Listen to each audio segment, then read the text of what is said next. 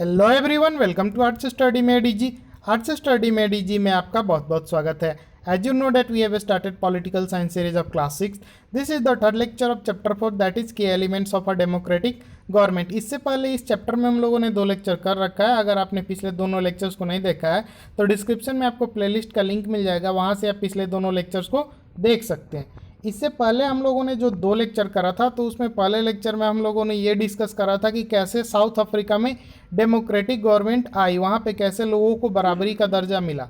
दूसरे लेक्चर में हम लोग देखे थे कि एक आम आदमी, एक कॉमन पीपल कैसे डेमोक्रेसी यानी कि प्रजातांत्रिक जो सरकार होती है, डेमोक्रेटिक गवर्नमेंट होती है, उसमें कैसे अपना भागीदारी, अपना सहभागिता दिखा सकता है या कैसे उसमें शामिल हो सकता है।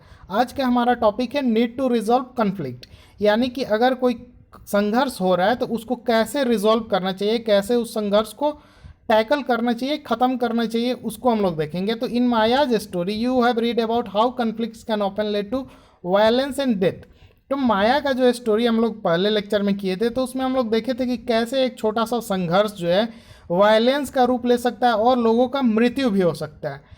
वहाँ पे लोग क्या कर रहे थे, बच्चे जो है संघर्ष ही तो कर रहे थे एक तरह से, और उस संघर्ष में क्या हो गया, वायलेंस हो गया। वहाँ पे एक तरह से लोग जो है जो अदर पार्टी था वो वायलेंट हो गया और गोली चला दिया, जिससे क्या हो गया, एक पीटर हैटरसन का डेथ हो जाता है।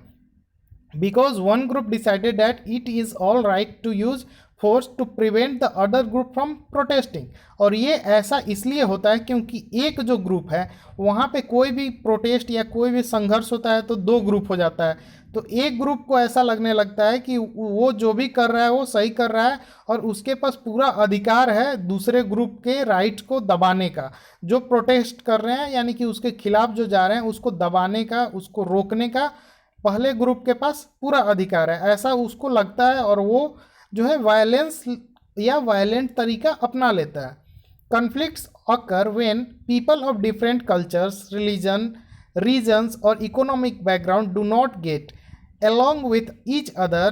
तो कन्फ्लिक्ट्स क्यों होता है? तो कन्फ्लिक्ट होता है जब अलग अलग कल्चर के लोग, अलग अलग रिलीजन के लोग, अलग अलग जगह के लोगों का अलग अलग जब इकोनॉमिक बैकग्राउंड रहता है, यानी कि कोई अमीर होता है, कोई गरीब होता है, तो उनको जब एक साथ कोई भी एक साथ भावना यानी कि एक साथ ट्रीट नहीं किया जाता है, उनको एक along with do not get along with each other और when some among them feel they are being discriminated against, यानी कि एकता यानी कि इक्वलिटी जब है उनको जब ऐसा फील होता है कि उनके साथ जो है बराबरी का मतलब एक तरह से बराबरी का भाव नहीं रखा जा रहा है, तब जाके इस टाइप का कन्फ्लिक्ट, इस टाइप का संघर्ष जो है वो उत्पन्न होता है। People may use violent means to settle their differences. और ये जो डिफरेंस है, ये जो भिन्नता है, जो ऊंच नीच का भाव है, ऊंच नीच का भाव यानी कि किसी भी फील्ड में हो सकता है, वो पैसे के मामले में, रेस के मामले में, जगह के मामले में, किसी भी मामले में हो सकता है। कोई एक क्लास जो है, एक लोगों का जो समूह है वो अपने आप को ऊंचा समझते हैं और दूसरा अगर अपने आप को नीचा समझता है, तो ये सब जो है डिफरेंसेस जो है इसको ख़त्म करने के लिए लोग क्या कर लेते हैं, अक्सर वायलेंस जो है, उग्र भावना, उग्रपात जो है उस पर उतर जाते हैं। This led to fear and tension among others living in an area. और ये जो वायलेंस, जो उग्र भावना वो लोग दिखाते हैं, उससे क्या होता है, जिस एरिया में वो लोग रहते हैं वहाँ पे क्या होता है, एक तरह से टेंशन क्रिएट होता है, अजीब सा माहौल हो जाता है। The government is responsible for helping to resolve conflict. और जो सरकार वहाँ की होती है, तो इस टाइप का अगर कोई परिस्थिति उत्पन्न होता है, पैदा होता है, तो उसको ख़त्म करना, उसको उसका समाधान निकालना वहाँ के सरकार का जिम्मेदारी होता है। Let us read about some of the conflicts in our society and the role of the government in resolving them। तो अभी हम लोग देखेंगे कि इस टाइप का कन्फ्लिक्ट हो सकता है और सरकार का क्या रोल होता है उसको रिजॉल्व करने में, यानी कि उसको टैकल करने में, समाप्त करने में। The Indian constitution lays down the basic rules और law that have to be followed by everyone. तो भारत का जो संविधान है, संविधान क्या है, तो एक तरह से किताब है जिसमें सारे कानून लिखे गए हैं, जिसके हिसाब से जो है पूरा देश गवर्न होता है। तो द इंडियन कॉन्स्टिट्यूशन, तो उसमें जो है सारे बेसिक रूल दिए हुए हैं और लॉ दिए हुए हैं, कानून, जो कि सभी लोगों को क्या करना है, फॉलो करना है, सभी लोगों को उसको मानना है। And this laws are both for the government and the people. और उसमें जो कानून है वो सिर्फ लोगों के लिए ही नहीं है, ठीक है, लोग और सरकार दोनों के लिए है। Conflicts and differences have to be resolve according to this law. अगर कोई संघर्ष होता है या कोई भी अंतर होता है, कोई भी अंतर क्रिएट होता है दो लोगों में, दो गुटों में, तो उसको जो है कॉन्स्टिट्यूशन में जो नियम कानून दिए गए हैं संविधान में, उसी के हिसाब से उसको क्या करना है, सरकार के द्वारा रिजॉल्व किया जाता है। और इसके बारे में हम लोग आगे के क्लासेस में देखेंगे, आगे के चैप्टर्स में देखेंगे। अब हम लोग कंटिन्यू करते हैं। Religious procession and celebration can sometimes lead to a conflict. अगर कोई धार्मिक जो है, कोई फेस्टिवल हो रहा है या कोई सेलिब्रेशन हो रहा है, तो उसमें जो है क्या हो सकता है, कन्फ्लिक्ट हो सकता है, संघर्ष हो सकता है। For example the route of procession take may lead to a conflict. जैसे कि एग्जाम्पल आप देख लीजिए, अगर हिंदू और मुस्लिम दोनों का पर्व एक साथ हो जाता है, तो एक कोई रास्ता है, तो उधर से अगर हिंदू जो है वो चाहता है कि उसका यात्रा निकले, मुस्लिम लोग चाहते हैं कि उन लोगों का यात्रा निकले, रैली निकले, तो इस तरह से क्या हो सकता है, उसमें कन्फ्लिक्ट हो सकता है, दोनों समूह में एक तरह से संघर्ष हो सकता है। तो the government particularly the police play an important role in getting representative of concern community to meet and try and arrive at a solution. तो उस परिस्थिति में सरकार, और सरकार में पार्टिकुलरली जो है पुलिस डिपार्टमेंट जो होती है, उसका जिम्मेदारी होता है कि उस जो दो ग्रुप हैं उनके रिप्रेजेंटेटिव, यानी कि उनको कौन रिप्रेजेंट कर रहा है, उससे मिले, उससे जाके बातचीत करे, उसको बोले कि अपने लोगों को समझा के रखिएगा, ठीक है, कैसे कैसे उन लोगों को उनका रूट जो है उसको डिसाइड करे। तो ये सब काम किसका होता है, सरकार का होता है, एक तरह से सॉल्यूशन निकालना, ताकि जो है फ्यूचर में कोई संघर्ष या कन्फ्लिक्ट ना हो सके। At times there is fear that violence may erupt with people throwing stones or trying to disrupt the procession। तो उस समय जो है क्या हो सकता है, ऐसा टेंशन हो सकता है, अगर कन्फ्लिक्ट को नहीं रोका गया तो लोग क्या कर सकते हैं, पत्थरबाजी कर सकते हैं, अटैक कर सकते हैं एक दूसरे पे, वायलेंस हो सकता है। ओवरऑल हम ये समझ सकते हैं। तो police is responsible for ensuring that violence does not takes place. तो उस परिस्थिति में क्या होता है, पुलिस का काम होता है कि वहाँ पे कोई वायलेंस नहीं हो जाए, कोई हिंसा नहीं हो जाए, उसको रोकना। अब एक तो ये कारण देख लिए कि धर्म के नाम पे कोई वायलेंस या हिंसा हो सकता है। दूसरा क्या कारण हो सकता है, ये सब हम लोग कुछ कारण देख सकते हैं। कारण तो अनलिमिटेड है, ठीक है, दो लोगों में, दो जातियों में या दो एरिया के लोगों में, किसी भी दो ग्रुप में संघर्ष का अनलिमिटेड कारण है, लेकिन हम लोग कुछ कारण देख रहे हैं जो कॉमन होता है।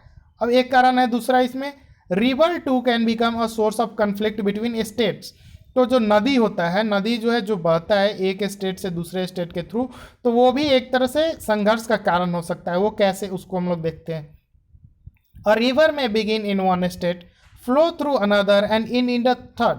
तो मानिए कोई एक नदी है, वो किसी एक जगह से शुरू होता है, और नदी का तो उसको क्या पता कि लोगों ने अपना टेरिटरी बांट रखा है, लोगों ने अपना अलग स्टेट बना लिया। रिवर को ये थोड़ी ना पता। तो रिवर जो है किसी एक स्टेट से निकलता है, दूसरे स्टेट से बहते हुए, किसी दूसरे राज्य से बहते हुए तीसरे राज्य में जाकर के क्या होता है, ख़त्म हो जाता है। अब इस तरह से क्या हो गया कि एक नदी जो है तीन राज्यों को पानी देता है।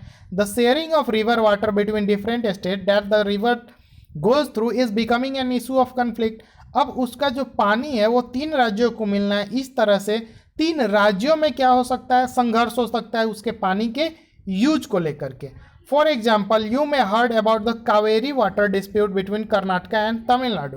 तो एक एग्जाम्पल में आप देख सकते हैं कि कावेरी जो नदी है, जो कर्नाटका और तमिलनाडु के आसपास में है, तो उसमें क्या है, कर्नाटका राज्य और तमिलनाडु राज्य में हमेशा संघर्ष देखने को मिलता है। क्यों? तो the water stored in Krishna Raja Sagaram dam in Karnataka is used for irrigating a number of district. तो जो कृष्णा राजा सागरा डैम है, कहाँ पे, कर्नाटक में, तो वो जो है उस डैम का जो पानी है उसका यूज करता है वो अपने डिस्ट्रिक्ट को क्या करने के लिए, अपने जिलों में इरिगेशन करने के लिए। And for meeting the needs of the city of Bengaluru, और बेंगलोर जो शहर है वहाँ के लोगों का जो पानी का जो डिमांड है उसको पूरा करने के लिए कर्नाटक यूज करता है। And the water stored in Mettur dam in Tamil Nadu is use for crops grown in delta region of that state. और वहीं जो कावेरी नदी का पानी जाता है, फिर उसी पे एक डैम किसने बना रखा है, तमिलनाडु के सरकार ने, मेत्तूर डैम। अब वो क्या करते हैं, उस डैम से जो पानी वो लोग निकालते हैं, तो उस पानी का यूज वहाँ पे जो डेल्टा रीजन है, यानी कि नदी के आसपास का जो क्षेत्र है, उसमें जो है क्रॉप को उगाने में, फसल को उगाने में उस पानी का यूज करते हैं। अब क्या होता है कि a conflict arises because both dams are on the same river. अब एक ही नदी है, उस पर दो डैम बना दिए हैं, दो बांध बना दिया है लोगों ने। And the down stream dam in Tamil Nadu can only be filled up if water is release from the up stream one located in Karnataka. तो अब क्या है, पानी जो है वो कर्नाटका के तरफ से तमिलनाडु की तरफ जाती है। तो अगर कर्नाटका ने डैम बना लिया है, कर्नाटका अगर पानी को रोक देता है तो तमिलनाडु में पानी पहुंचेगा ही नहीं। तो इस तरह से क्या होता है, अगर पानी को पहले ही रोक दिया जाए, एग्जाम्पल में आप देखिए यहाँ पे एक मानिए ये वाटर आ रहा है, तो अगर यहाँ पे कर्नाटका ने डैम बना दिया है और यहाँ पे तमिलनाडु ने डैम बनाया है, तो अगर कर्नाटक वाले यहीं पे पानी को रोक लेते हैं अपने पास अपने यूज के लिए, तो यहाँ तक तो पानी आ ही नहीं पाएगा। तो इस तरह से क्या हो सकता है, दो राज्यों में पानी को लेकर के संघर्ष हो सकता है। Therefore, both states can't get as much as they need for people in their state।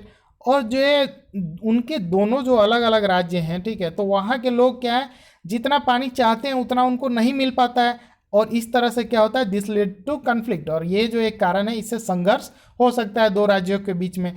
अब उस परिस्थिति में क्या होता है, central government has to step in and see that a fair distribution is worked out for both state. तो उस परिस्थिति में जो राज्य सरकार के अंदर अगर मतभेद होता है, तो केंद्रीय सरकार यानी कि सेंट्रल लेवल पे, पूरे देश के लेवल पे, जो नेशनल लेवल पे जो गवर्नमेंट है, अब वो उसका पावर जो है इन लोगों से ज़्यादा है, तो वो इंटरवेंशन करती है, यानी कि वो आती है और एक फेयर डिस्ट्रीब्यूशन करती है, एक मतलब जो बराबरी का जो बंटवारा है उन लोगों में कर देती है, ताकि कोई राज्य जो है दुखी ना हो, या किसी राज्य में क्या हो, अनबन नहीं हो, फिर से कन्फ्लिक्ट नहीं हो। यहाँ पे जो फोटो है, ये quite flows the Kaveri despite being at the center of heated conflict between two states for the last 30 years। ये दिखा रहा है, ये जो फोटो है, ये कावेरी नदी कैसे अपना शांति से बह रही है, उसको कोई मतलब नहीं है 30 साल से दो राज्यों में कैसा कन्फ्लिक्ट हो रहा है उसके पानी को लेकर के। तो इस लेक्चर में इतना ही। Thank you for watching and stay tuned with us.